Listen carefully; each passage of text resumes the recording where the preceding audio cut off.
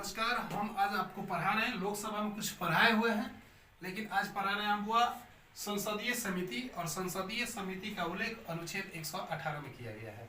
संसदीय समिति का गठन लोकसभा अध्यक्ष करते हैं और संसदीय समिति दो प्रकार के होती है। एक पहले का होता है अस्थायी समिति और दूसरा का होता है अस्थायी समिति। संसदीय समिति का उल्लेख किस अनुच्छेद में? अनुच्छेद 118 में किया गया है। गठन कौन करता है? लोकसभा अध्यक्ष करते हैं। और कितने प्रकार के संसदीय समिति होती है? दो प्रकार की, एगो स्थायी एगो अस्थायी। अस्थायी समिति कितने प्रकार की होती है? 6 प्रकार के। अस्थायी समिति कितने प्रकार के? 6 प्रकार के। अस्थायी समिति में सबसे बड़ी समिति कौन होती है? वित्तीय समिति। पहले कौन है? वित्तीय समिति। उसके बाद होता है विभागीय समिति। उसके बाद होता है जांच समिति। उसके बाद होता है सदन समिति। उसके बाद अन्वेषण समिति और उसके बाद सेवा समिति होता है। वित्तीय समिति सबसे बड़ी समिति है, इसलिए इसको बाद में जानेंगे। सबसे पहले जानते हैं विभागीय समिति। हमारे जो भी सदन में, चाहे हमारे भारत में जो भी विभाग होता है, विभाग का जांच, विभाग का देखरेख कौन करती है? विभागीय समिति करती है। उसके बाद आता है जांच समिति।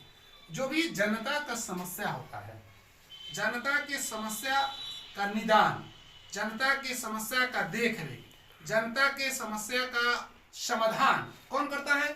जांच समिति करती है। जांच समिति द्वारा क्या किया जाता है? जनता के समस्या का समाधान किया जाता है। उसके बाद होता है सदन समिति। सदन समिति में सदन समिति में क्या होता है? सदन समिति में जो भी सदन में बैठते हैं व्यक्ति, सांसद लोग, उनको मतलब उनके लिए कानून, उनके लिए वार्तालाप, उनके लिए सदन में कैसे बैठना है, तो उस सभी का देखरेख कौन करती है? सदन समिति करती है। उसके बाद आता है अन्वेषण समिति। एससी एसटी के वर्ग के जो भी व्यक्ति होते हैं, तो एससी एसटी वर्गों के लोगों को देखरेख, उनकी समस्याओं का समाधान कौन करती है? अन्वेषण समिति करती है। उसके बाद सेवा समिति आता है। सेवा समिति के तहत होता है क्या? सेवा समिति क्या करती है कि जो भी हमारे भारत में मंत्रीगण होते हैं, तो उनको वेतन, पेंशन, भत्ता, बंगला, कार, गाड़ी, गोदरेज, अलमारी, सोफा, ये सभी सुविधाएं कौन दिलवाता है? वो सेवा समिति के तहत दिया जाता है। उसका देखरेख कौन करता है? सेवा समिति करती है। उसके बाद वित्तीय समिति में थोड़ा सा हम लोग जाते हैं। वित्तीय समिति 3 प्रकार की होती है। वित्तीय समिति सबसे बड़ी समिति होती है और वित्तीय समिति 3 प्रकार के। सबसे पहला होता है प्राक्कलन समिति। इधर देखिए, वो वित्तीय समिति। अब वित्तीय समिति कितने प्रकार के? 3 प्रकार के। सबसे बड़ी प्राक्कलन। अस्थायी सबसे बड़ी समिति कौन है? प्राक्कलन समिति है। सबसे पुरानी समिति कौन है? लोक लेखा समिति है। उसके बाद गैर सरकारी, जो भी सरकारी कंपनी होती है, उसके लिए क्या होता है? वह सरकारी उपक्रम समिति। यानी वित्तीय समिति कितने प्रकार के? 3 प्रकार के। प्राक्कलन समिति, लोक लेखा समिति, उसके बाद सरकारी उपक्रम समिति। थोड़ा सा जानते हैं प्राक्कलन समिति के बारे में। प्राक्कलन समिति का गठन कब हुआ था? 1950 में हुआ था। और प्राक्कलन समिति में, ये प्राक्कलन समिति क्या हुआ? ये हमारे टोटल समिति में सबसे बड़ी अस्थायी समिति है। अस्थायी ना, सबसे बड़ी अस्थायी समिति है। और प्राक्कलन समिति में सदस्यों की संख्या कितना है? 30 गो है। और ये 30 गो जो प्राक्कलन समिति के सदस्य होते हैं, केवल और केवल लोकसभा के सभी सदस्य होते हैं। प्राक्कलन समिति में मंत्री परिषद और राज्यसभा के कोई सदस्य भाग नहीं लेते हैं। उसके बाद प्राक्कलन समिति क्या करती है? ये सरकार के धन को खर्च करती है। सरकार के धन को क्या करती है? खर्च करती है। प्राक्कलन समिति सरकार के धन के अपव्यय को रोकती है। और प्राक्कलन समिति को कब लाया जाता है? तो बजट के बाद लाया जाता है। जो प्राक्कलन समिति है, प्राक्कलन समिति को बजट के बाद लाया जाता है। ये क्या करता है? सरकार के धन को खर्च करता है, अपव्यय को रोकता है। और इसे प्राक्कलन समिति में मंत्री परिषद और राज्यसभा का कोई सदस्य नहीं होते हैं। प्राक्कलन समिति में टोटल 30 सदस्य होते हैं और 30 सदस्य लोकसभा के सदस्य होते हैं। प्राक्कलन समिति सबसे बड़ी अस्थायी समिति होती है और इसका गठन 1950 में हुआ था। उसके बाद आता है लोक लेखा समिति। लोक लेखा समिति का गठन कब किया गया था? तो लोक लेखा समिति का गठन 1921 में किया गया था। किस अधिनियम द्वारा? मॉन्टेग्यू चेम्सफोर्ड सुधार 1919 के अधिनियम द्वारा लोक लेखा समिति को हमारे भारत में लाया गया था और 1921 में लाया गया था।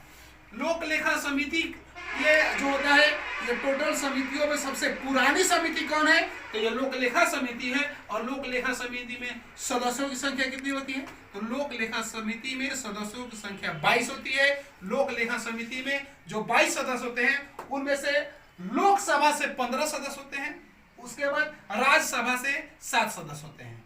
लोक लेखा समिति के जो अध्यक्ष होते हैं वो विपक्ष के नेता होते हैं, मतलब कि लोक लेखा समिति के अध्यक्ष विपक्ष के नेता होते हैं।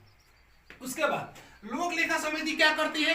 तो ये धन जो प्राकलन समिति खर्च करता है, वो धन को क्या करता है? लोक लेखा समिति उसकी जांच करती है।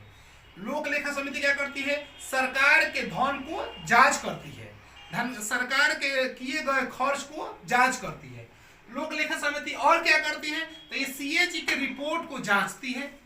सीएजी के रिपोर्ट को कौन जांचता है? लोक लेखा समिति जांचती है। सीएजी रिपोर्ट अपना किसको देते हैं? राष्ट्रपति को देते हैं, और राष्ट्रपति से लेकर लोक लेखा समिति क्या करती है? उस रिपोर्ट को जांचती है। और लोक लेखा समिति का रिपोर्ट कौन जांचता है? तो ये हमारे लोक लेखा समिति के रिपोर्ट को लोकसभा अध्यक्ष जांच करते हैं। उसके बाद लोकसभा, ये लोक लेखा जो समिति होती है ना, ये लोक लेखा समिति को प्राकलन समिति का जुड़वा बहन कहा जाता है। इसलिए जुड़वा बहन कहा जाता है क्योंकि प्राकलन समिति सरकार के धन को खर्च करती है, और लोक लेखा समिति क्या करती है? सरकार के जो भी धन होते हैं, खर्च किए गए धन, उसकी जांच करते हैं कि सही दिशा में इसको मतलब खर्च किया गया है कि नहीं किया गया। इसकी जांच कौन करती है? लोक लेखा समिति करती है। उसके बाद इसका अध्यक्ष होते हैं जो ये विपक्ष के नेता होते हैं। सीएजी के रिपोर्ट कौन जांचता है? लोक लेखा समिति जांचती है। और लोक लेखा समिति के रिपोर्ट को कौन जांचता है? तो ये लोकसभा अध्यक्ष जांचते हैं। सीएजी रिपोर्ट किसको देता है? तो सीएजी रिपोर्ट अपना राष्ट्रपति को देता है, और राष्ट्रपति से लेकर लोक लेखा समिति उस रिपोर्ट को जांच करती है। ठीक है, इसमें सदस्यों की संख्या कितनी होती है? 22 होती है। लोकसभा से कितने? 15। राज्यसभा से कितने? 7। उसके बाद सबसे पुरानी समिति है ये, और इसको मांटेग्यू चेम्सफोर्ड सुधार 1919 के अधिनियम द्वारा भारत में लाया गया था 1921 में। उसके बाद होता है एगो सरकारी उपक्रम समिति। और सरकारी उपक्रम जो समिति होती है, सरकारी उपक्रम समिति, इधर देखिएगा, सरकारी उपक्रम समिति